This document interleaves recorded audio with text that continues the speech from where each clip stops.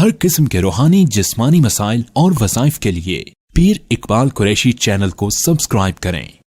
فرمایا شاعر لوگ جو ہے نا گمراہی ہوتے ہیں، شراب پی کر شاعری کرتے ہیں۔ جتنے بڑے بڑے شاعر تھے شراب پی کے شاعری کرتے ہیں۔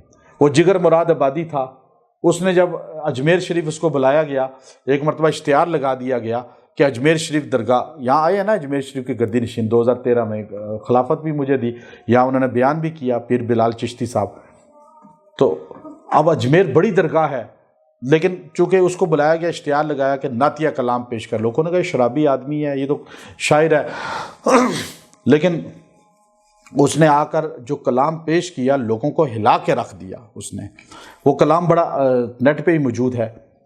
بعد میں حضرت تھانوی رحمۃ اللہ علیہ، چونکہ وہاں عزیز الحسن مجذوب رحمۃ اللہ علیہ موجود تھے اور وہ ایک 20ویں گریڈ کے آفیسر تھے اور وہ حضرت تھانوی کے مرید بنے تھے، انہوں نے اس کو کہا کہ ایسا کرو جب تم نے نعتیہ کلام بھی پڑھ لیا تو میرے ساتھ حضرت تھانوی کی مجلس میں چلو۔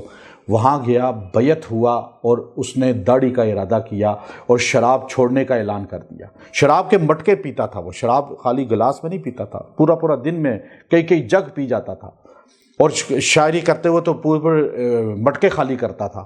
تو اس وقت کہتے ہیں نا، وہ کہتے ہیں علی کا چوتھا نمبر، وہ جو قوالیاں پڑھتے ہیں سارے شراب پی کر، اس لیے ان کو پتہ ہی نہیں کہ نمبر پہلا کس کا ہے۔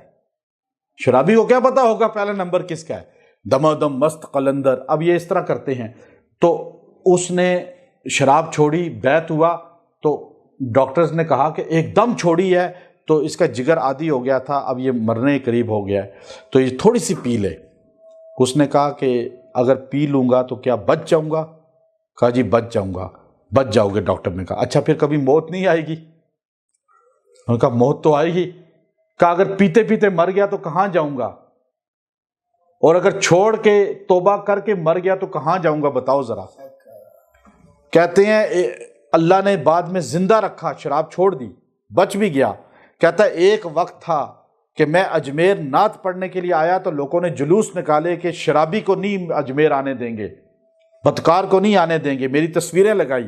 اور ایک وقت ہے کہ لوگ میری تصویریں لگا کر اور عقیدت سے میرے ساتھ کھڑے ہو کے تصویریں کھچوا کر اور مجھے ہاتھ چوم کر اپنا ہیرو بنا رہے ہیں، صرف اس وجہ سے کہ میں نے اللہ کے رسول کی غلامی اختیار کی ہے۔ تو اس لیے اللہ رب العزت نے فرمایا